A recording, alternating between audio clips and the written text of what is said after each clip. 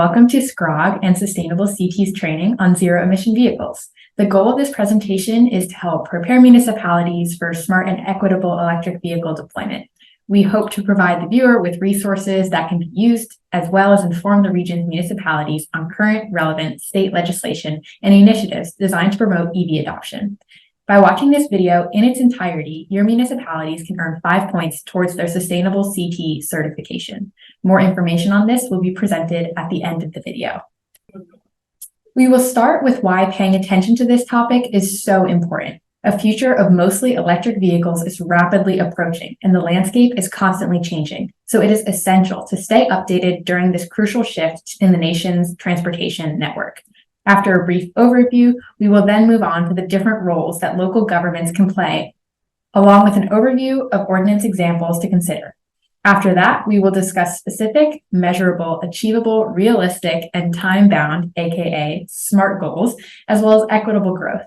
The purpose is to analyze how the role of local governments can be executed efficiently. Municipalities cannot advance efficiently and equitably without being updated on what's happening outside of their respective town or city. So to that end, we will be discussing recent Connecticut legislative updates pertaining to the electric vehicles and important improvements in electric vehicle and their charging infrastructure that can impact action plans. Lastly, and this is the most important part in my opinion, we will look through state and federal GIS tools that will make EV predictions, purchasing of relevant infrastructure, and managing municipal fleets a lot simpler and easier. Thank you for participating today. There is no denying that EVs will soon replace many of the traditional internal combustion cars you see on the road today. The future projections of EV data consistently show that they are on the rise, with more options being sold at dealerships than ever, advancements in charging infrastructure, and state and federal incentives on the rise. This is why it is so important that municipalities begin planning now for the increase by supporting the development of necessary public as well as private infrastructure. We all know that robust charging infrastructure is the key to further adoption.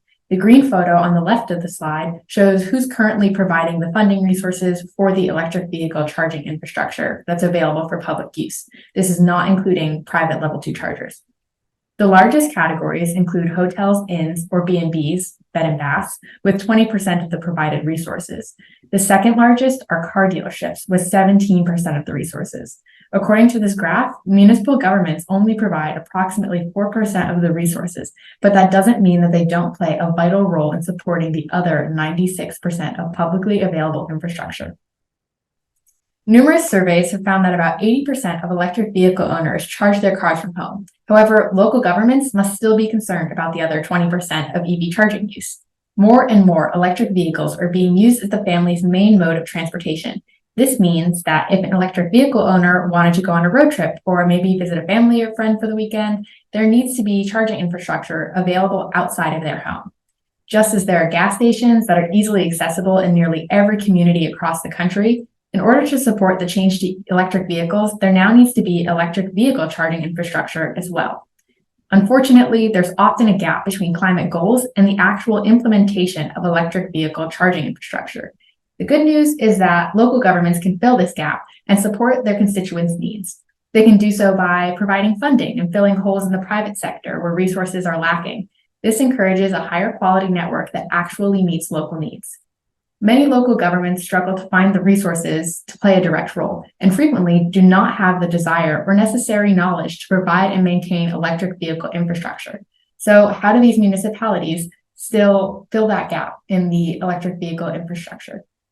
The following section should help address this issue. There are other ways to support zero-emission vehicle deployment than to just provide charging stations. For example, infrastructure maintenance and helping update maps and resources. Adding amenities such as overhead lights, Wi-Fi, making parking spaces accessible, adding securities, cameras, shade, seating, and emergency call boxes make charging stations more comfortable and more usable.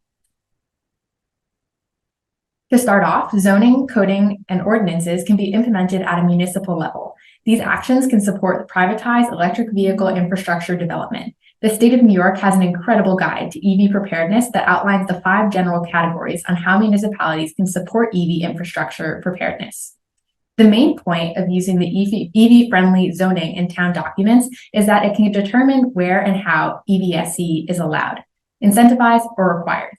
EVSE is a commonly used acronym for electric vehicle supply equipment, which essentially is synonymous with infrastructure.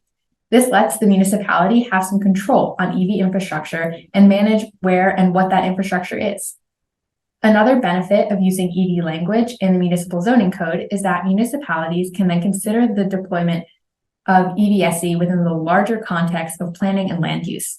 If there's any long-term projects that the municipality doesn't want EV structure interfering with, or maybe the municipality really wants to support EV infrastructure in certain future plans, the municipality can incentivize zoning. With this, the private sector is likely to grow, and the town does not have to spend any additional money. By setting the development standards through zoning ordinances, municipalities can utilize this tool to shape and scope how many and where EVSE charging infrastructure is. A really great resource for towns is the Airtable Electric Vehicle Ordinance database. Here you can filter through state ordinances for examples of what other municipalities include. Let's look at Connecticut, for example. So if we go down to state and we filter this field, we can pick the state of Connecticut, just like this. And we can see here that there are 3 cities that have their own EV ordinances, which is Hartford again. So I guess there's only 2, and South Windsor. If you scroll to the right here, you can see the best practices. So you can filter by that as well. And then there's also images of the ordinances as well as the full ordinance if you'd like to read it. Once again, this is a great resource for looking through examples of specific wording in your state already.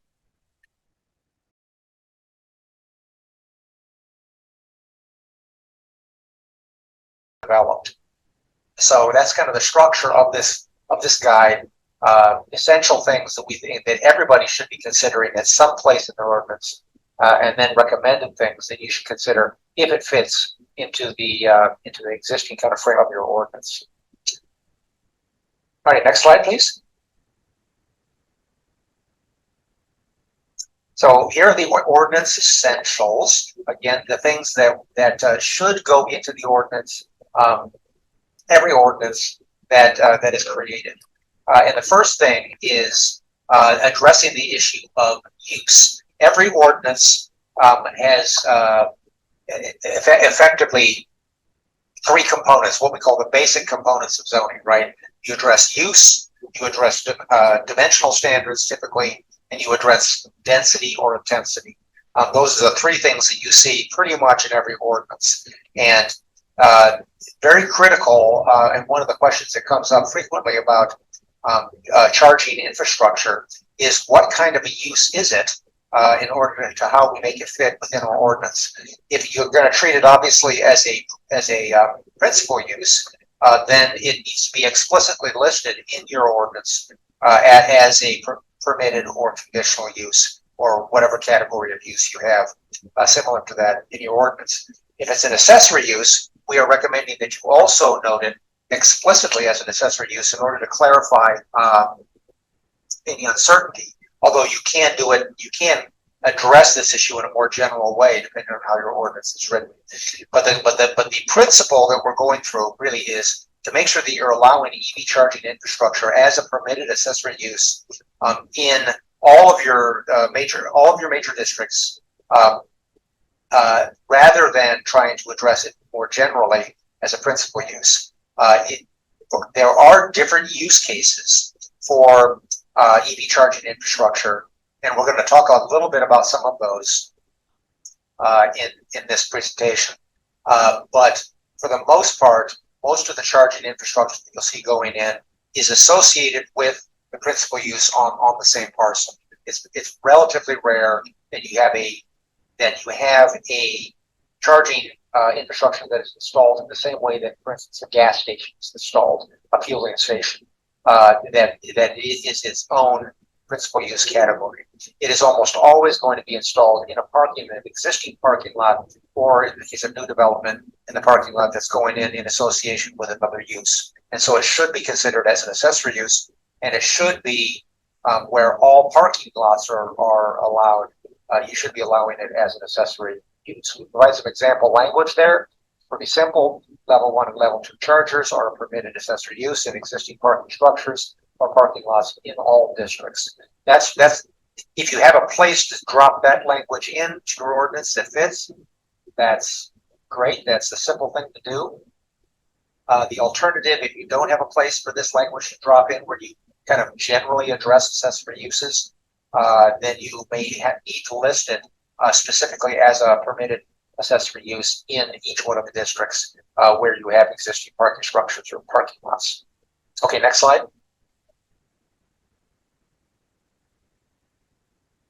Second category that we address is parking standards. And not every community will have parking standards, but most communities we find do have parking standards. And this is a place where you can make a lot of difference as new development occurs in your community.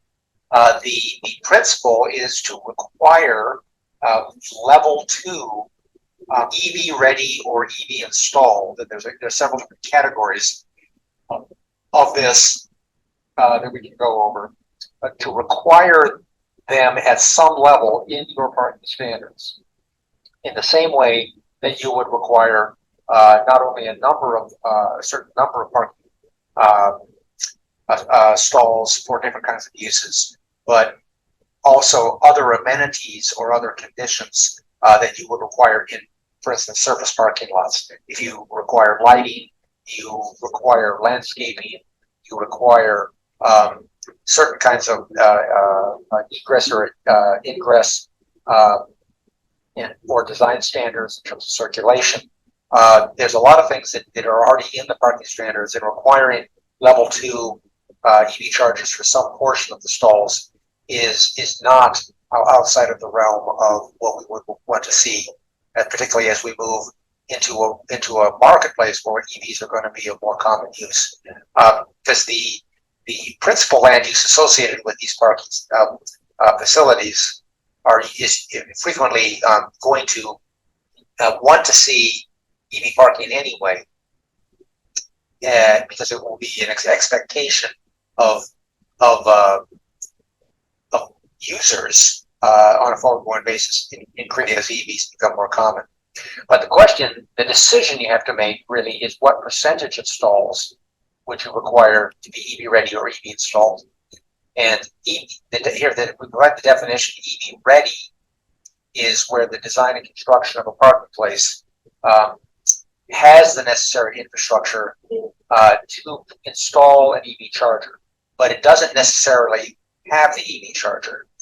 So we do see a couple of different versions of this, but basically this is the thing that's very inexpensive to do in new development, because it is simply running of a conduit and the wiring and making sure that in the building there are, at the load center, that there's the right number of load components at the right level. For level 2, you're going to need a 240-volt capable conduit and breakers in the load center. EV installed, which is where you're actually going to require people not only to prepare the parking area for EV, but also to actually put the EV charger in. Is it, there you have a designated parking place with the actual equipment installed and operational. So a couple of those are actually examples of language that we have turned up for this standard.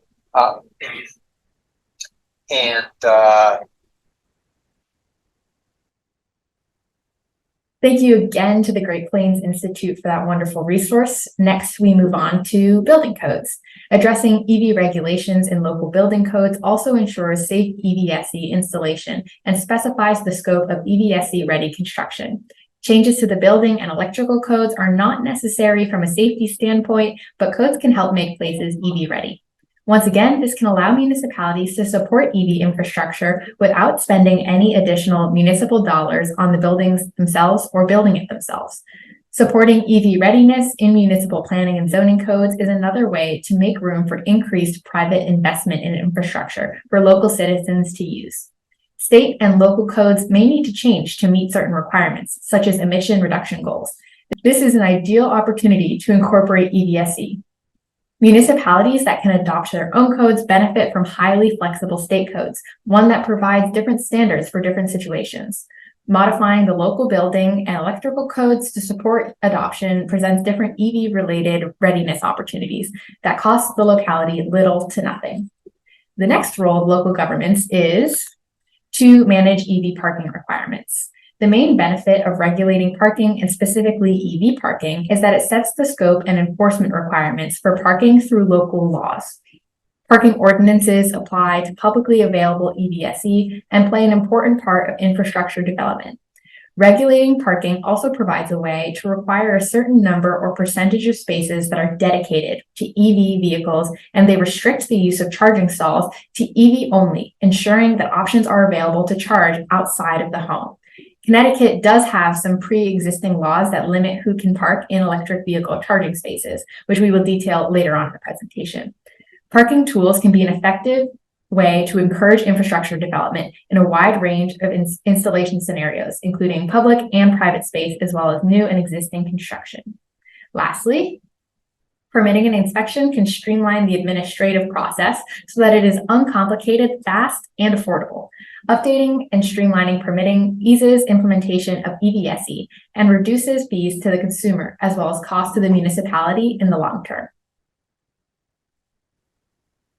Now that we have detailed how municipalities can support electric vehicle deployment financially and indirectly, it is time to focus on how to create those plans.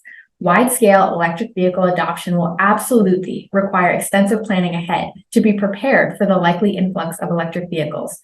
This means that measurable SMART goals must be set in advance and designed to be achieved while many make the conversion to electric vehicles. Many electric vehicle readiness toolkits utilize the SMART growth model. This next section will break down this acronym and provide content for why the SMART growth model is key. The S stands for specific goals. These goals are measurable with data about who is impacted by the EV goals, where these goals are focused, and when the goals will take place or expire. The M stands for measurable. Later on in this presentation, we will dive into some more specifics on GIS tools that towns and cities in Connecticut can track EV data through environmental, infrastructural, equitable, and financial lenses. Goals should be based on data. The A stands for achievable. As the graphic on the screen suggests, these goals are in line with the available technology. This also means that goals make room for adaptations or future developments in technology that aren't completely set in stone. Being able to adapt to the technological advances is a great way to make sure that long-term goals are continuously achievable. The R stands for realistic. This goal is fairly self-explanatory. Making sure that the goals aren't committing to funding that isn't yet available is really important. Knowing how much municipal constituents actually care about electric vehicle readiness is equally as important, which plays into our next topic of equity. The majority of people in the municipality are really prioritizing EV readiness. And if this is true, realistic goals would be different than if the majority of people didn't really care. Finally, the T stands for time bound. Just as goals need to be realistic and adaptable, the time frame for the goals also needs to be realistic. Are there any other local deadlines that might impact EV preparedness? Maybe there's a grant deadline that we need to be made aware of. Considering these factors and planning makes it easier to digest goals that will likely face less unwanted surprises. Now we're going to be moving on to equitable growth. When creating your municipality's electric vehicle goals, it is important to consider the impact on all members of the community. We will now be hearing from some experts about how to consider equity while supporting electric vehicle deployment, as well as some available resources to access during this process.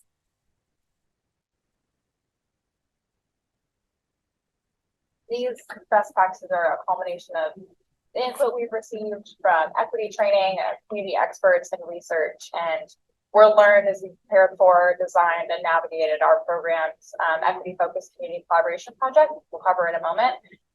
So first up on the list was to listen, to be genuine and receptive when collaborating, and take a listening first approach when working in collaboration with local organizations, community members, and encourage feedback, constructive criticism, and work to identify any gaps in skills or expertise and include individuals with more experience than you and ensure that everyone is represented at the table.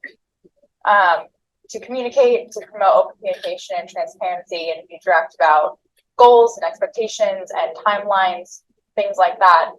Meet communities where they're at, work with pre-existing timelines and schedules, realize that benefits and burdens and methods of communication may look different in each community, and keep in mind alternative mobility options like bike sharing, car sharing, free public transit passes, walking bike lanes, things like that. And work to break down communication barriers by providing translation services, translated materials, and works to explain acronyms by using reader-friendly language. Next up on the list is to make sure that you're informed, make sure that you're using data-driven, making data-driven decisions by using pre-existing resources. And on that same note of using pre-existing resources, don't reinvent the wheel. Encourage the collaborative process by utilizing community experts and resources, and to compensate those experts for their time and expertise. Be sure to prioritize accessibility and readability and constantly evaluate equity standards. And by using pre-existing resources, you're also avoiding burdening community members' requests for the same information over and over. And that's something we've been careful about in this project. And last up is to educate, provide awareness and context. So there are a variety of equity mapping tools that allow users to analyze specific communities from an intersectional perspective, taking into account all factors that impact marginalized communities. Following tools, these are hyperlinked, so once we send this presentation out, afterwards we'll be able to click directly on those. But these following tools have been used over the course of the project to inform neighborhood selection and outreach. Again, we'll look at a few screenshots of these. But the last bullet point we've actually had, as I mentioned, staff member Maggie went through a formal training through the Energy and Environmental Justice Initiative. We're a Clean Cities Coalition. So Maggie went through a workshop there and did some trainings and found that really valuable. We've been on the lookout for similar training since. So yeah, there's a lot of wonderful resources out there and a lot of great networks. So take a look at here. This is GreenLink Equity Mapping Tool, which I'm sure some folks are familiar with. This is the one that I found myself using the most throughout this project. You're able to look at specific areas, the areas that are on here, using different indicators. So just as an example, I had, energy burden and racial composition as two of my indicators. And you can see over to the right, the legend, it's intersectional, so you can kind of see where all this crosses over. So this is my favorite tool to use. There's also the EPA EJ Screen, which is a great tool, again, through the EPA. This is through an Office of the President. So they all pretty much kind of have the same gist behind them. Some of them will allow you to use different indicators at one time. Some of them only one, but these were just very, very helpful in finding, where we wanted to go and the folks that we wanted to be engaging with. Again, not wanting to reinvent the wheel or overburden. So, yeah. Next, we're going to be moving on to really important infrastructure updates, and it's important to stay updated with what's happening so that you can make sure to plan smart, as we discussed earlier. The first major recent EV update is that the Biden administration shared that Tesla would be making its electric vehicle charging stations universal by the end of 2024. Currently, Tesla's supercharging network, which is the most robust in the country, is only available to Tesla brand users. The bottleneck is that Tesla uses a proprietary charging port that does not work with other vehicles. The change will open up this crucial resource to non-Tesla vehicles and will significantly alter the charging network. Tesla will soon be providing universal charging ports at their superchargers. Tesla's EVSE charging network currently accounts for about 25% of all charging infrastructure that is public in the state of Connecticut. Additionally, the Biden administration recently announced that they will be further supporting electric vehicle adoption by doing numerous things. First of all, by building a national network of 500,000 electric vehicle chargers among America's highway and in our communities, and have EVs make up at least 50% of new car sales by 2030, all while advancing an industrial strategy to continue to build out the domestic EV and EV charging industry. Next, a national survey of EV users found that people are dissatisfied with the available charging infrastructure, which isn't really all that surprising considering everything we've said already, especially outside of major cities. Within existing charging stations, people are citing that they are too crowded and far too slow. In addition to Tesla making their charging infrastructure universal and the federal support through the building 500,000 additional charging stations, the Biden-Harris administration is also promising the following. First, that charging will be a predictable and reliable experience by ensuring that there are consistent plug types, power levels, and minimum number of chargings that are capable of supporting drivers' fast charging needs. Next, they promise that chargers are functional and reliable for when people need them. They're following through with this action by requiring 97% of uptime reliability requirement. This essentially means that 97% of the time under normal conditions, the charging stations will be up and running with no malfunctions. Additionally, they want drivers to be able to easily find a charger when they need to. This goal will be accomplished by providing publicly accessible data on locations, price, availability, and accessibility through various mapping applications. To further improve the charging process, the goal will be that drivers do not have to use multiple apps and accounts to charge by requiring that a single method of identification works across all chargers. Lastly, the White House is requiring that chargers support driving needs well into the future by mandating compatibility with forward-looking capabilities like plug and charge. In addition to the federal government committing more resources to the EV network, there we go. 7 major automakers are planning to double the amount of EV fast chargers. BMW Group, General Motors, Honda, Hyundai, Kia, Mercedes-Benz Group, and Stellantis have promised to invest at least $1 billion to build 30,000 chargers on Canadian and US highways, amongst a few other locations. The impact is expected to be seen this summer of 2024. This recent development will have a lasting impact by creating a continuous roadmap of EV charging infrastructure across the country, improving charging access and availability, and this will hopefully alleviate many of the major complaints and concerns when considering purchasing an electric vehicle, and should only really positively increase their adoption. Next, we will be discussing recent legislative changes. Listed here are some of the most prominent pieces of legislation from the state of Connecticut regarding electric vehicles. This is a very broad overview. If you're looking for more specifics, definitely check out the state website. First, Public Act number 22-44 requires that beginning January 1st of 2024, the state may not procure, purchase, or lease any diesel transit buses, and has requirements for the percentage of transit buses that are zero emission vehicles. The bill also includes multiple regulations on charging station standards, including that they require multiple payment options, that they are not defined as a public utility, and that condo associations may not prohibit or restrict installation and or use of charging stations, that landlords must approve a tenant's written request to install EV charging station in their designated parking space, and that all EV designated parking spaces can only be used by electric vehicles. There's also legislation regarding alternative fuel vehicles, or AVS. AVS include, but are not limited to, biofuels, hybrid electric vehicles, natural gas-powered vehicles, and hydrogen vehicles. AVFs purchased by the state must be capable of operating on EPA CT-defined alternative fuel that is available within the state. The legislation also requires that as of January 1st, 2026, 50% of vehicle acquisitions by state agencies must be zero-emission vehicles, or ZEVs. This number increases to 75% of acquisitions that must be zero-emission vehicles by 2028 and 100% by 2030. DEEP also released the EV roadmap in 2020. During their research, they found that Connecticut has some of the worst air quality in the country, concentrated along heavily trafficked transportation corridors where pollution is really dense. This led to the state goal of 20% of statewide light-duty fleet, or 500,000 vehicles, to be EVs by 2030. Additionally, there's a goal of 125 to 150,000 electric vehicles on the road by 2025. This goal also sets the needs and goals of the infrastructure across the state that can hold this charging load, especially around the heavily traveled corridors with poor air quality.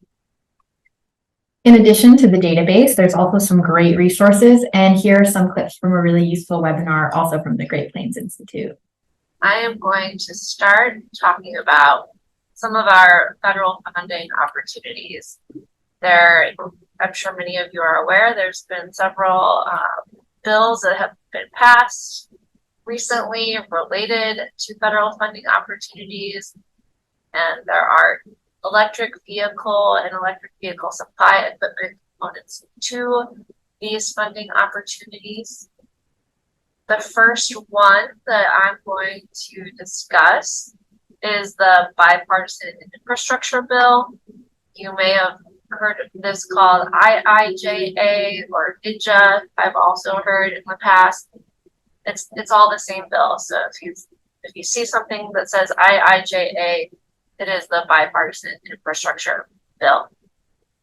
Within this bill, there is 7.7 billion dedicated to zero emission vehicles, 12.7 billion for clean vehicle eligible work, 10.3 billion for grid upgrades and battery work, for a total of $30.7 billion in eligible funding.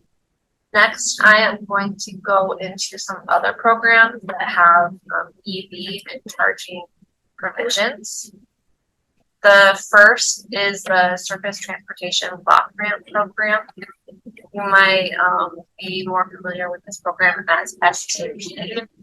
Work with Public Works on STP programming or grants.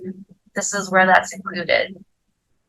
So if you are looking at updating a corridor, if you're creating a corridor plan, if you're doing phase 1 engineering to look at how you will be reconfiguring or updating a road, this is where you want to make sure that you are including planning work for chargers as part of that, because if you are going to be submitting for STP funding, it is important that you have chargers included as part of your phase 1 engineering and as part of planning documentation. Next is the Congestion Mitigation and Air Quality Improvement Program, also known as CMAQ. If you do have a metropolitan planning organization in your community, or if you're a community located within a metropolitan planning organization, this is where you would apply for this federal funding program. And so this is a little bit different than the STP program, where it includes chargers and grid upgrades. This would only apply to charging infrastructure. We'll be getting into how some of these programs might also apply to vehicles in just a moment. Right now, we're just looking at actual infrastructure build out. Next is grants for buses and bus facilities. These are the formula programs. So if you have a public transit agency within your community, these are the formula programs that are eligible to those public transit agencies. So when they are doing their formula programming, which they are required to do, they can set aside funding for charging equipment and for electric buses. So if you're a community that wants to prioritize public transit moving to zero emission vehicles, this is a great way to do that. It's another opportunity to build those partnerships and to build a program that is equity focused beyond just single occupancy vehicles. Next is the Strengthening Mobility and Revolutionizing Transportation Grant Program, also known as SMART. This is a little bit different from these other programs when it's really looking at EV supply chain investments.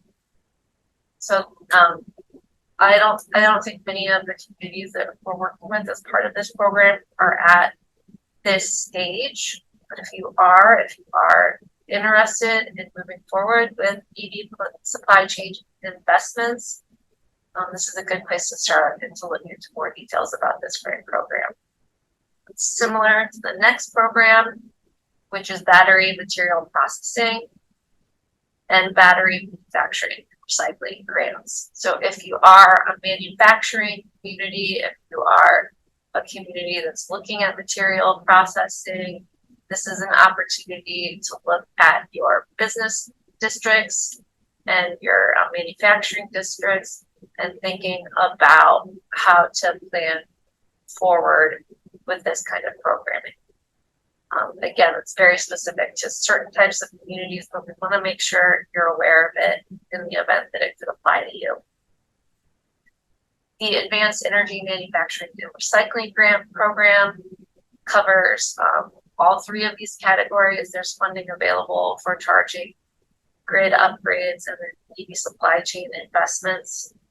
And then finally, there's the deployment of technologies to enhance grid flexibility, which is entirely focused on grid upgrades. So if you are a community that is a bit older, I know that we have some communities that are part of this program in Michigan and in Ohio that may have older infrastructure. If you're looking at upgrading your grid, this is the opportunity to do that in partnership with your utility.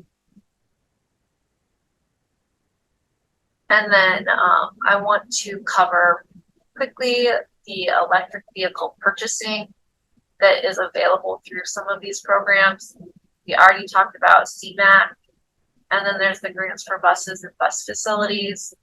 This is where there's an opportunity to upgrade public transit equipment and buses through the medium duty and heavy duty funding.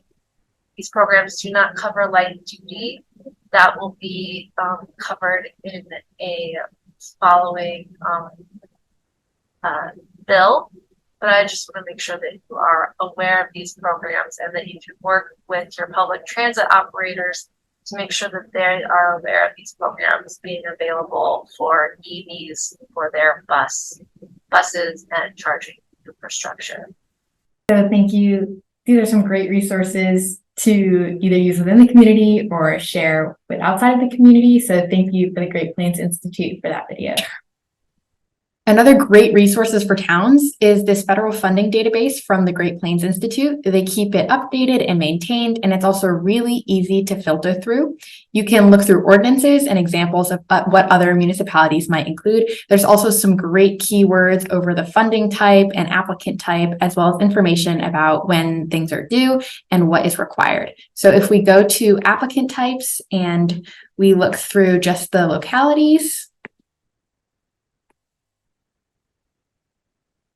we can see here all of the recently available funding, and you can also filter through with priorities, funding types, funding amount, and links, as well as when it was last updated. This is a great resource for municipalities to use, and it is easily accessible.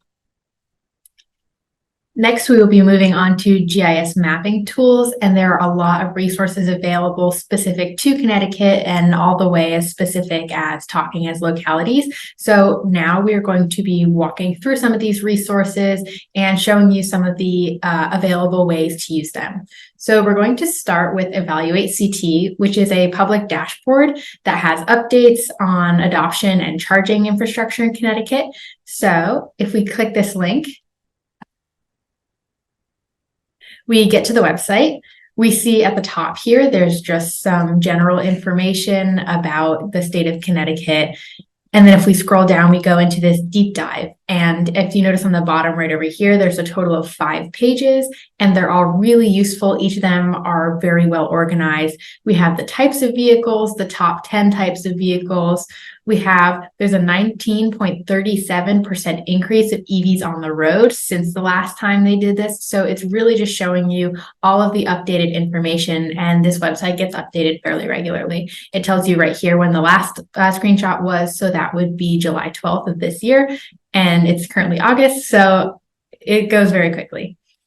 If we see here, there's also a really large increase in fast ports as well as level 2 charging ports. It makes sense that the level 2 charging ports are increasing at a higher rate because 80% of the charging infrastructure does happen with level 2 charging ports at home. However, it's great to see that there's also a huge increase in DC fast charger ports.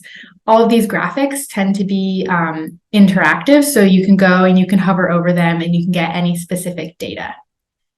If we move on to the next page, We get lots of information about demographics. So this survey is from 2021. We can see that there's a lot of single family homes. We can also see the amount of people that drive alone. So we can see here that 77% of people drive home alone, and that's 9 million people, pardon me. So there's a lot of people commuting to and from work. A lot of these people are using their own vehicles. So it just shows you a bit about the impact that electric vehicles would have.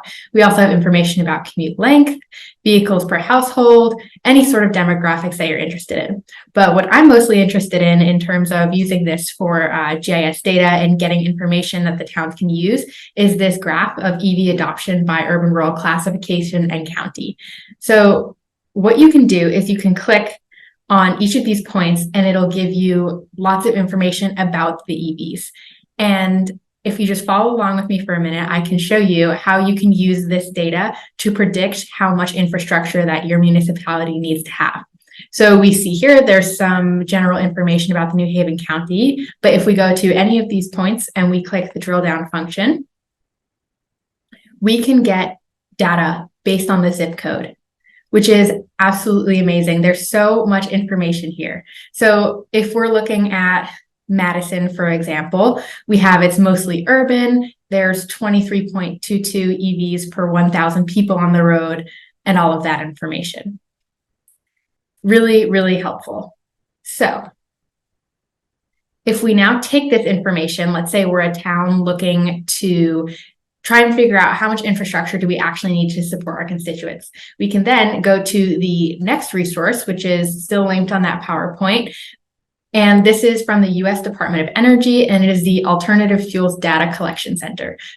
Okay, so then we can take the information that we got from the graph. Let's say the greater New Haven region, we went to the graph, we found that there's about 7,000 electric vehicles on the road. We can then go to this great resource from the US Department of Energy. It's from the Alternative Fuel Data Center, and we can estimate how much electric vehicle charging we need to support the exact number of vehicles. So like I said, let's just pretend that for the greater New Haven region, we found that we have 7,000 cars on the road. You can get very specific with this.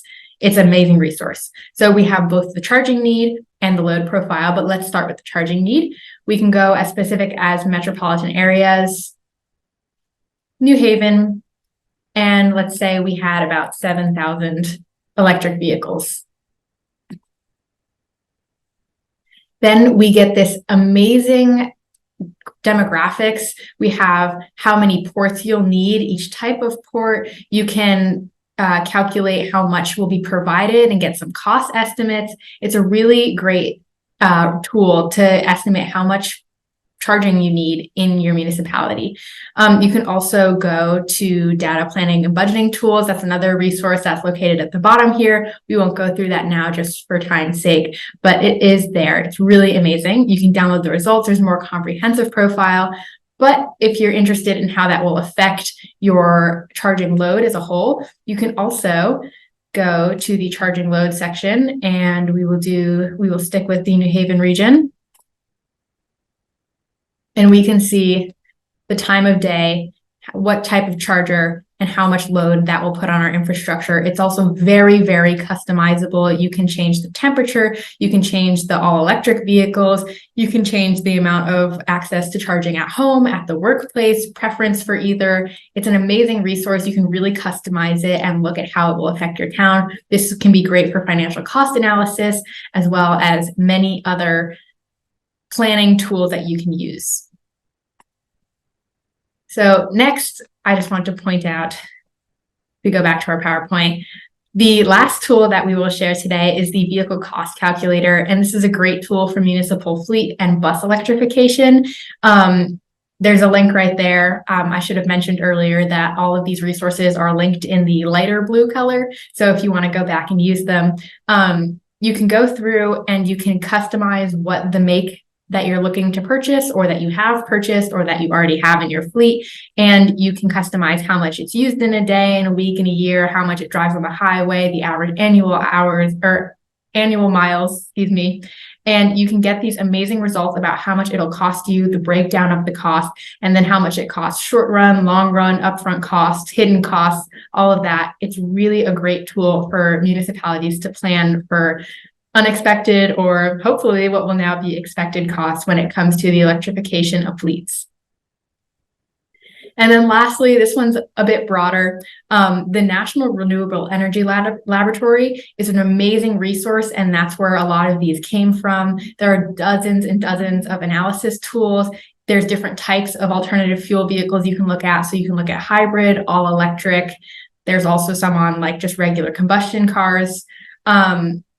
There's information about data, or there's information about data analytics, energy storage, energy consumption, financial analysis, equity analysis, environmental analysis, really anything you could need. It's really easily filterable. This is where the link is. So if we were to go there, you can see there's these tabs across the top of the different categories. You can also search it by the type of data center that it is. So if it's a calculator, a map, if you're just searching for raw data, great resource for any smaller things that might be more niche that I didn't mention already. So I hope that these resources are really helpful to you. I know in the equity section, we also learned about some of the equity analysis tools. So paired together, this is really a great way to use that smart planning and make sure that your town is prepared for any future changes.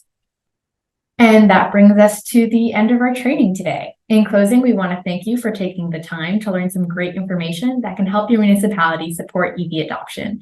If your municipality is a participant in the Sustainable CT program, you have the added bonus of now being eligible for 5 points for completing this training. Keep watching for additional details. If your municipality is not, thank you, and we hope that you learned something or found some new resources today. The slides from this presentation, which contain the links to the resources we discussed today, will be posted with the video. For the folks working towards certification, this training falls under the category of 6.4.2. In order to receive credit, submit the names and contact information of the individuals who attended the training. This would be the name of the training, the date it occurred, the organization that provided the training, and a description in the partners field of your submission. In this case, it would be SCROG. If residents participated in the program, you should describe how the information learned will be shared with and applied by the municipal government. The partners in this case, once again, would be SCROG. This action is eligible for new action credit only, meaning that it has to be completed within the 3-year look-back period from the time the municipality is seeking certification. Reach out to info@sustainableCT.org if you have any questions regarding certification. Thank you again for attending the training, and we hope you'll use the resources and knowledge gained today to better prepare your municipality for the increase in electric vehicles.